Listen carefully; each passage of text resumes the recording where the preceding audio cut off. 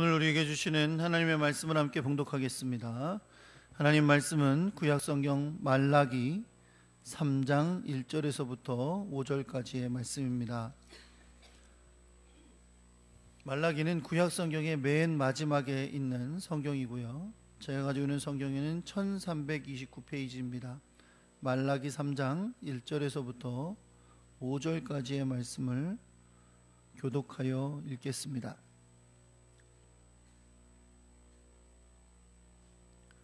만군의 여호와가 이르노라. 보라, 내가 내 사자를 보내리니 그가 내 앞에서 길을 준비할 것이요, 또 너희가 구하는 바 주가 갑자기 그의 성전에 임하시리니 곧 너희가 사모하는 바 언약의 사자가 임하실 것이라.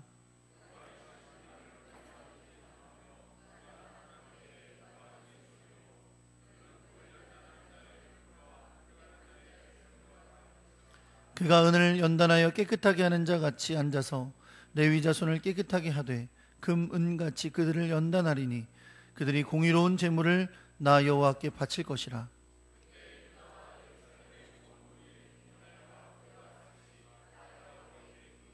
함께 읽습니다. 내가 심판하러 너희에게 임할 것이라. 점치는 자에게와 가늠하는 자에게와 거짓 맹세하는 자에게와 품꾼의 삭세에 대하여 억울하게 하며 과부와 고아를 압제하며 나그네를 억울하게 하며 나를 경외하지 아니하는 자들에게 속히 증언하리라. 만군의 여호와가 말하였느니라. 아멘.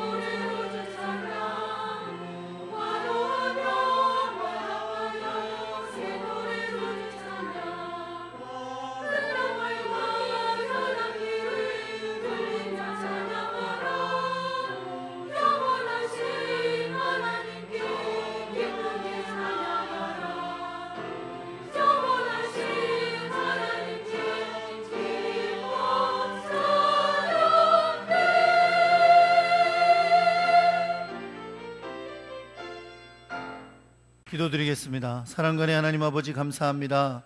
오늘도 귀하고 복된 주일에 우리가 주님 앞에 시간을 드리고 몸을 드려 마음을 드려 예배하게 하시니 감사드립니다.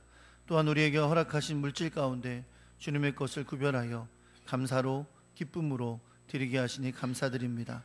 하나님, 드린 손길을 기억하셔서 주님이 약속하신 대로 갚아주시고 또 은혜를 베풀어 주옵소서. 하는 일마다 주님의 지혜와 사랑이 넘쳐나게 해주시고 어려움 당할 때 힘을 주시고 외로울 때 주님의 위로를 더하여 주옵소서. 주님이 기뻐하신 열매가 가득한 복된 삶이 되게 하여 주시옵소서. 주님 앞에 드린 이 예물은 주님의 뜻을 따라 아름답게 사용되게 하시고 하나님의 나라와 영광을 위하여 쓰임받게 하여 주옵소서. 주님의 말씀을 듣습니다. 하늘의 지혜를 부어주시사 깨닫게 해주시고 결단하며 순종하도록 주의 성령이 함께하여 주옵소서. 우리 주 예수 그리스도의 이름으로 기도합니다. 아멘. 할렐루야. 옆에 계신 분들하고 인사하겠습니다. 잘 오셨습니다. 사랑합니다.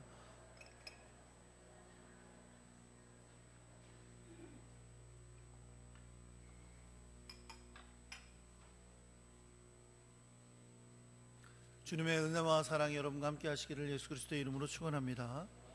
말씀을 전하기 전에 제가 광고할 때 한 가지 좀 추가로 광고 말씀 못 드렸는데, 여러분에게 들어오실 때 2018년 봉사부서 신청서를 나눠드렸습니다. 물론 뭐 지금 봉사하시는 분들은 그냥 봉사하시면 되는 거예요. 여기 안 써내면 안 써내니까 교사 안 해도 되는구나, 그런 거 아닙니다.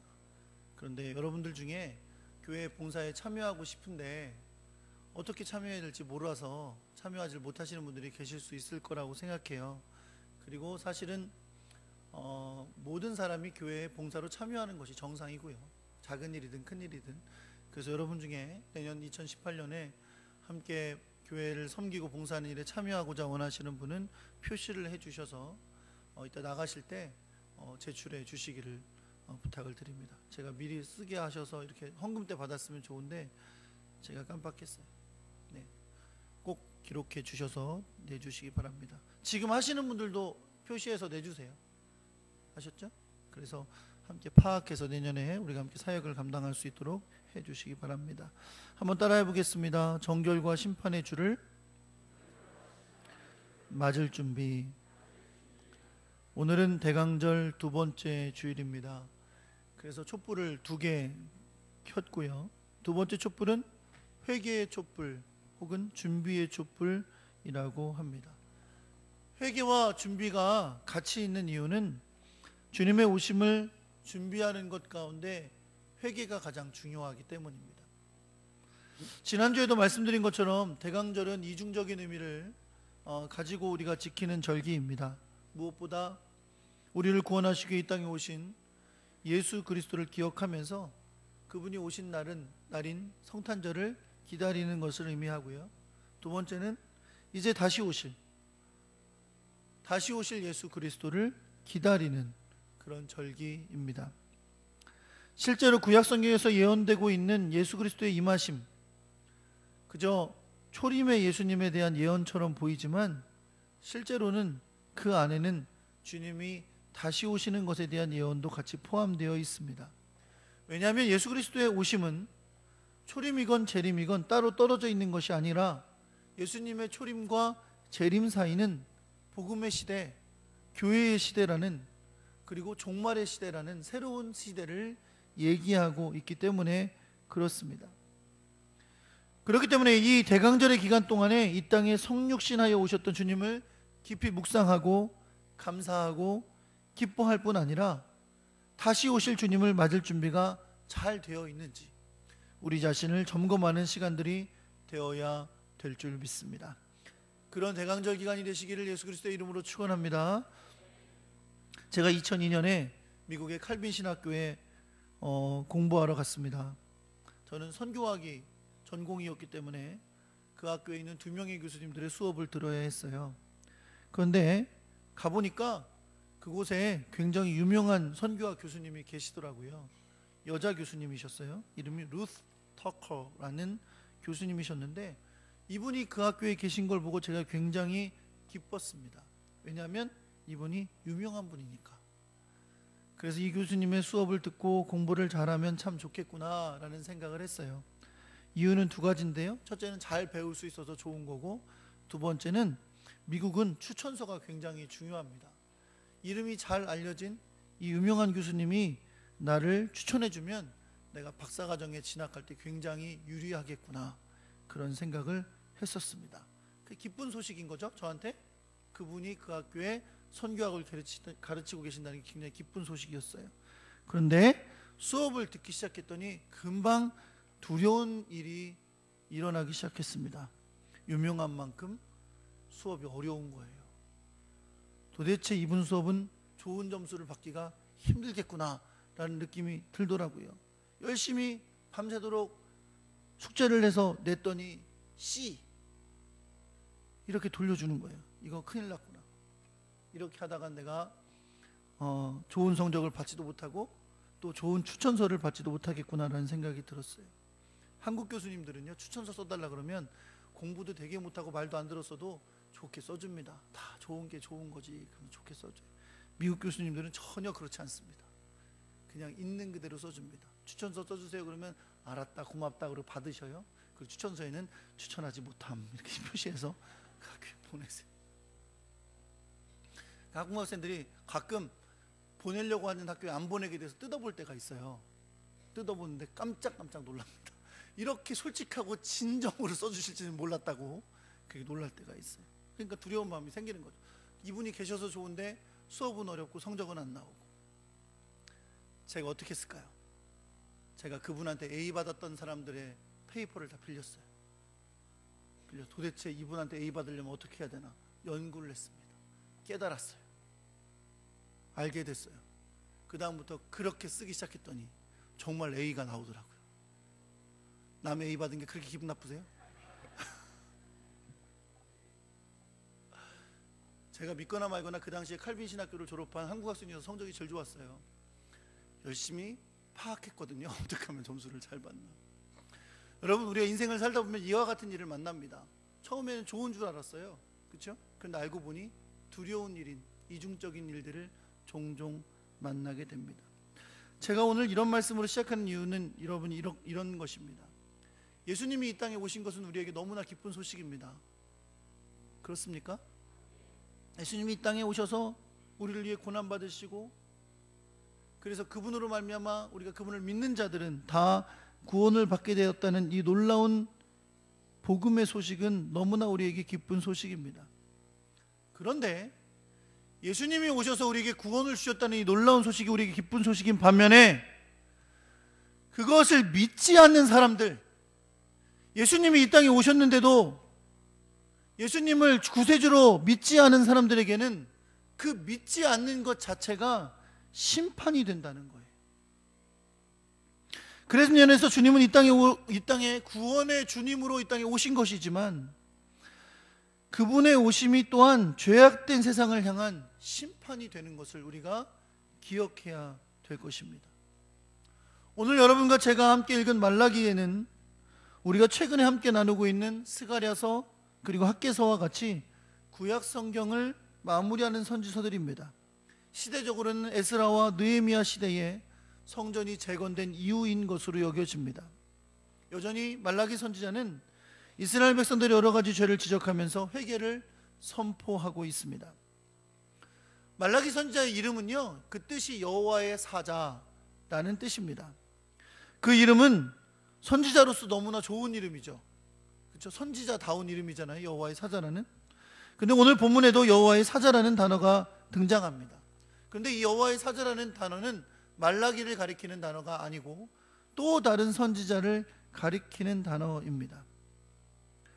오늘 본문 1절에 그 말씀이 나옵니다. 보라, 내가 내 사자를 보내리니 그가 내 앞에서 길을 준비할 것이라 라고 말씀합니다. 이 사자가 누구인지는 이따가 살펴보게 될 것입니다. 그런데 이 사자가 주님의 앞에서 길을 예비할 것이라고 했죠. 그래서 그 뒤에 오시는 또 한 분이 계십니다. 그분을 말라기서에서는 뭐라고 불렀냐면 너희가 구하는 언약의 사자다 라고 말씀했어요. 이 언약의 사자는 누굴 가리킬까요? 예수 그리스도를 가리키는 말입니다. 그분이 여러 선지자와 시편을 통해 약속하고 예언하신 대로 이 땅에 오실 거라는 거예요. 주님이 오셔서 행하실 모든 일도 모두 하나님께서 아브라함을 부르실 때부터 이스라엘에게 주셨던 약속, 이스라엘과 시내산에서 만났을 때 주셨던 그 약속에 근거한 것이기 때문에 예수님을 부를 때 뭐라고 불렀냐면 언약의 사자다 라고 불렀어요. 그 언약을 성취하게 오신 분이다라는 의미입니다. 또한 이스라엘 백성들은 그 약속하신 메시아를 기다리고 있었기 때문에 성경은 그냥 언약의 사자라고 말씀하시지 않고 뭐라고 말했냐면 너희가 구하는 언약의 사자다 라고 말씀했어요.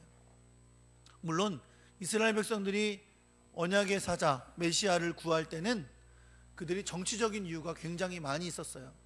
그러나 어쨌든 그럼에도 불구하고 오늘 성경에서 말하는 너희가 구하는 언약의 사자는 예수 그리스도를 가리키는 말입니다. 이 언약의 사자의 임하심을 예언하는 말씀에도 말라기 선지자가 그 임하심이 갑자기 있을 거라고 말씀하고 있어요. 예수님께서 처음 오신 것도 많은 사람들에게는 사실은 갑작스러운 일이었죠. 그러나 주님이 다시 오실 때도 우리에게 분명 갑자기 오신다고 말씀하고 계심을 우리가 기억해야 될 줄 믿습니다. 사랑하는 성도는 우리 1절의 예언의 말씀을 통해 언약의 사자가 임하실 것을 듣게 되었습니다. 이제 우리는 이 언약의 사자이신 예수 그리스도의 오심과 그분의 다시 오심이 어떤 의미가 있는지 2절 이하의 말씀을 통해서 알아가려고 합니다. 먼저 우리가 기억할 것이 있어요. 여러분, 오늘 본문의 2절 말씀에 보면 주님의 임하심에 대해서 뭐라고 말했냐면 주님의 임하심을 누가 당하며 누가 능히 서겠느냐, 그렇게 말씀했어요. 다시 말하면 주님의 임하심을 만나는 것, 그분의 오심에 대해서 피할 수가 없다라는 것을 말씀하는 거예요. 이게 무슨 뜻일까요? 여러분, 예수 그리스도의 오심은 그 누구도 피할 수 없는 중요한 사건인 것을 여러분 믿으시기 바랍니다. 여러분, 예수님이 2000년 전에 오신 사건도 이 세상의 모든 사람들에게 의미가 있는 사건입니다. 여러분, 그렇게 믿으십니까? 그렇다면 주님의 다시 오심도 어떤 사람에게만 의미 있는 것이 아니라 이 세상의 모든 사람에게 중요한 사건이 된다는 것을 말씀하고 있는 겁니다. 왜냐하면 이제 누구든지 예수를 믿으면 구원을 받습니다. 2000년 전에 오신 그 예수님이 이스라엘만을 위해 오신 것이 아니라 유대인들만을 위해 오신 것이 아니라 온 세상의 사람들을 위해 오신 것이기 때문에 온 세상의 어떤 사람도 예수를 믿기만 하면 구원받는 줄 믿으시기 바랍니다. 그런데 온 세상의 모든 사람이 예수를 믿기만 하면 구원받는 사건은 동시에 어떤 사건이냐?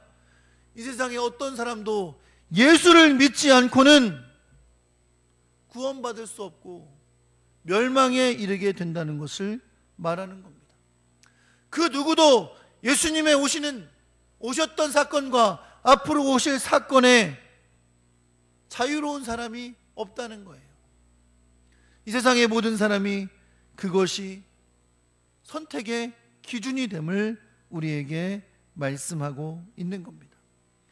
그런 면에서 언약의 사자이신 예수 그리스도의 오심의 의미는 우리에게 매우 중요한 것임을 여러분 믿으시기 바랍니다. 그래서 오늘 크게 두 가지 의미로 살펴보려고 합니다. 첫째, 언약의 주님의 오심은 정결케 하시기 위한 것입니다. 뭘 하기 위한 거라고요? 정결케 하시기 위한 거예요. 예수 그리스도로 말미암아 죄악에 물들어 있던 사람들이 정결함을 얻게 되는 것입니다. 그런데 이 정결함을 얻게 되는 과정은 결코 쉽지가 않습니다. 오늘 성경은 주님이 정결함을 나눠주시는 이 사건을 두 가지로 비유했어요. 첫째는 뭐라 그랬냐면 마치 금을 연단하는 자의 불과 같다, 이렇게 말씀했고, 두 번째는 표백하는 자의 잿물과 같다, 이렇게 말씀했습니다. 금을 연단하는 불은 광석을 녹이는 뜨거운 용광로와 같은 불을 말하는 것입니다. 금이 정금이 되게 하기 위해서 다른 불순물들을 녹이고 정금화를 남게 하는 이 뜨거운 불이 정결한 금을 만들어내는 것과 같다는 겁니다. 정결함을 얻기 위해서 그 뜨거운 불이 필요하다는 것을 비유로 말씀해 주고 있는 것이죠. 두 번째는 표백하는 자의 잿물과 같다고 하셨습니다. 그 당시 사람들은 의복을 세척하기 위해서 그 옷을 바위 위에 놓고 방망이로 두드렸습니다. 그러고 난 다음에 잿물 비누로 빨았습니다. 지금 이와 같은 과정을 하는 것을 말씀하는 거예요. 방망이로 치고 잿물로 표백하는 과정이 없이 의복이 정결케 될 수 없다는 것을 말하는 겁니다. 뜨거운 불로 정금을 만드는 것, 그리고 잿물로 표백하는 것, 이 모든 것을 통해 우리에게 말씀하시는 것은 뭐냐? 첫째는 예수 그리스도의 오심은 우리를 깨끗하고 순전하게 하는 과정이라는 것. 두 번째는 예수님의 오심에, 그래서 우리를 정결케 하시는 이 일은 결코 쉽지 않은 고통의 과정을 통한 것임을 말씀하고 있습니다. 뭘 말하는 걸까요? 바로 예수 그리스도께서 이 땅에 오신 사건, 우리를 정결케 하신 일이 바로 이와 같음을 말씀하고 있는 겁니다.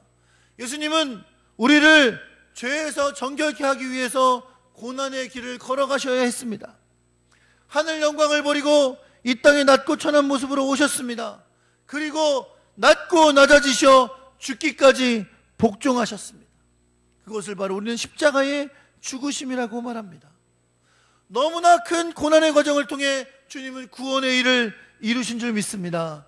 그렇게 해서 예수님은 우리로 하여금 그분을 믿는 자마다 죄로 말미암아 정결케 되고 구원받는 길을 열어주셨습니다. 사랑하는 성도 여러분, 그 예수 그리스도를 믿고 그 안에 정결함을 얻는 과정도 그리 쉬운 것은 아닙니다. 수많은 그리스도인들이 주를 믿고 따르기 위해 박해를 받아야 했습니다. 순교해야 했습니다. 지금도 세계의 여러 곳곳에서 그렇게 수많은 사람들이 예수 그리스도를 믿고 따르는 길을 위하여 고난의 길, 박해의 길, 순교의 길을 걸어가고 있습니다. 그러나 분명한 것은 누구든지 그 고난의 십자가 은혜를 주신 예수 그리스도를 믿고 그 길을 걷는 자는 죄로부터 정결하게 되어 하나님 나라의 백성이 된다는 것입니다. 이들은 정결케 돼서 이제 공의로운 제물을 하나님께 드리는 레위의 자손과 같은, 제사장 같은 귀한 하나님의 백성이 되는 줄 여러분 믿으시기 바랍니다. 그것이 예수님이 이 땅에 언약의 사자로 오셔서 우리에게 베풀어 주셨던 정결함의 은혜입니다. 정결하지 않은 자는 하나님 나라에 들어갈 수 없습니다. 우리는 예수 그리스도 십자가의 보혈을 정결케 하심으로 말미암아 우리가 하나님 나라에 들어가는 놀라운 은혜를 누리게 된 것을 여러분 믿으시기 바랍니다. 이렇게 정결함을 얻게 하는 과정인 동시에 언약의 사자이신 주님의 임하심은 또 다른 의미가 있습니다. 그분의 임하심은 바로 심판을 위한 임하심입니다. 5절의 말씀은 이렇게 시작됩니다. 내가 심판하러 너희에게 임할 것이라. 그리고 그들이 심판을 받아야 할 이유를 나열하십니다. 점치는 자에게와 간음하는 자에게와 거짓 맹세하는 자, 품꾼의 삭세에 대하여 억울하게 하며 과부와 고아를 압제하며 나그네를 억울하게 하며 하나님을 경외하지 아니하는 자들에게는 주님의 임하심이 심판의 임하심이라고 말씀하고 있습니다. 여러분, 그렇습니다. 하나님을 경외하지 않고 하나님의 명령에 순종하지 않고 사는 자들에게 예수 그리스도의 오심은 심판의 임하심입니다. 흔히 2000년 전에 베들레헴에 나신 예수님, 그 예수님의 오심은 구원의 주로 오신 거고 이제 다시 오실 예수님은 심판의 주로 오시는 것이다, 이렇게 말합니다. 물론 맞는 말입니다. 그러나 사실 초림에 오셨던 예수님의 오심도 예수님을 믿는 자들에게는 구원의 주가 되지만 믿지 않는 자들에게는 예수님의 오심이 심판이 된다는 것을 여러분 우리는 기억해야 됩니다. 요한복음 3장 17절과 18절의 말씀에 보면 이렇게 말씀합니다. 하나님이 그 아들을 세상에 보내신 것은 세상을 심판하려 하심이 아니요 그로 말미암아 세상이 구원을 받게 하려 하심이라. 그를 믿는 자는 심판을 받지 아니하는 것이요 믿지 아니하는 자는 하나님의 독생자의 이름을 믿지 아니함으로 벌써 심판을 받은 것이니라. 독생자이신 예수 그리스도가 오신 것은 믿는 자에게는 그들이 심판을 받지 않고 구원을 받는 구원주의 오심이 되지만 그 독생자 이름을 믿지 않는 자들에게는 그 이름이 바로 심판받게 하는 이름이 된다는 것을 말씀하고 있는 것입니다. 물론 주님의 다시 오심은 세상을 심판하러 오시는 것입니다. 믿지 않는 자들은 그날 영원한 심판에 이르게 되는 날이 됩니다. 그러나 동시에 믿는 자들에게는 그날이 믿음 가운데 죽은 자들은 부활하는 날이 되는 것이고 영원한 하나님 나라에 이르게 되는 구원의 날이 되는 것을 여러분 믿으시기 바랍니다. 그러므로 재림하실 예수님, 마지막에 다시 오실 그 예수님은 믿지 않는 자들에게는 심판의 주가 되지만 믿는 자들에게는 구원과 생명의 주가 되는 줄 여러분 믿으시기 바랍니다. 이미 그리스도께서는 2000년 전에 이 땅에 오셨습니다. 우리 이 땅에 오셨던 주님이 주신 십자가의 은혜로 구원을 받고 하나님 나라의 백성이 되었습니다. 부활하시고 승천하신 주님은 구원자로 그리고 심판자로 분명히 다시 오실 것입니다. 그 주님의 임하심을 우리는 어떻게 맞이할 준비를 하여야 하는 걸까요? 오늘 본문의 1절로 다시 가봅니다. 예수님이 이 땅에 오시기 전, 그 언약의 사자가 오시기 전에 그분의 앞길을 준비한 주님의 사자가 있을 것이라고 했습니다. 우리가 잘 알고 있는 것처럼 주님의 앞길을 준비하는 사람은 바로 세례 요한입니다. 세례 요한의 사역의 의미를 요한복음 3장 4절은 이사야서 40장 3절의 말씀을 인용하며 이렇게 말씀합니다. 선지자 이사야의 책에 쓴 바 광야에서 외치는 자의 소리가 있어 이르되 너희는 주의 길을 준비하라, 그의 오실 길을 곧게 하라 하셨습니다. 여러분, 그렇습니다. 성경은 세례 요한의 사역을 오늘 본문과 이사야서의 말씀을 통해 우리에게 이렇게 가르쳐 주십니다. 그의 사역은 주님보다 앞서 와서 주의 길을 평탄케 하고 준비하는 사역이었습니다. 그렇다면 주의 길을 준비하기 위하여 왔던, 주의 길을 평탄케 하기 위해 왔던 그 세례 요한이 했던 사역은 무엇이었을까요? 도대체 뭘 해서 주님의 오심을 예비한 것일까요? 도대체 뭘 해서 주님의 오심을 준비한 것일까요? 누가복음 40장 3절의 말씀을 보면 세례 요한이 주의 길을 예비하기 위해 그가 했던 사역이 무엇인지를 우리에게 가르쳐 줍니다. 그것은 바로 회개의 세례를 전파하는 것이었습니다. 다시 말해 하나님 앞에서 죄를 회개하고 악한 길에서 떠나는 것, 그것이 바로 주님을 맞이하는 준비였던 것입니다. 사랑하는 성도 여러분, 이제 말씀을 마무리하려고 합니다. 우리를 정결케 하시기 위해, 그리고 심판하시기 위해 다시 오실 주님을 맞이하는 것도 여러분 마찬가지입니다. 우리는 언제 주님이 오실지 모릅니다. 그러나 주님의 오심을 깨어 준비해야 될 줄 믿습니다. 그 준비가 뭐냐고요? 바로 회개입니다. 날마다 주님 앞에서 돌이켜야 됩니다. 죄를 회개하고 주님으로부터 떠난 나의 불순종의 삶을 주님께 고쳐 돌이켜야 될 줄 여러분 믿으시기 바랍니다. 주님이 언제 오실지 모르잖아요. 모르죠. 날마다 해야 돼요. 그래서 순간순간 해야 돼요. 뭐 하라고요? 주님 앞에 회개하라고. 나를 날마다 쳐서 복종시켜서 하나님 앞으로 나오도록, 세상으로 그냥 흘러가도록, 내 생각대로 내 방법대로 살도록 나를 놔두지 말고 날마다 나를 쳐서 복종시켜 주님 앞에 돌이켜야 됩니다. 주님 언제 오실지 모르니까 세상을 향해 가다 주님 만나지 말고 오늘도 주님 앞에 돌이켜 나의 죄악된 것을 고치고 하나님 앞에 나오는 일을 날마다 무릎 꿇어 하다가 주님 만나는 여러분과 제가 되기를 우리 주 예수 그리스도의 이름으로 축원합니다. 두 번째는 세례 요한처럼 이 회개와 구원의 복음을 전파해야 됩니다. 세례 요한이 회개의 세례를 전파했던 것처럼 우리도 주님의 오실 길을 세상에 선포함으로 준비하는 여러분과 제가 되기를 예수 그리스도의 이름으로 축원합니다. 사랑하는 성도 여러분, 여러분과 저는 예수님의 초림과 재림의 사이에 살고 있습니다. 이 시대는 바로 성령의 시대이며 동시에 교회의 시대입니다. 예수님의 초림은 이미 이루어졌습니다. 우리는 그것을 기념하며 기쁨으로 성탄절을 지킵니다. 예수님의 재림은 언제인지 모릅니다.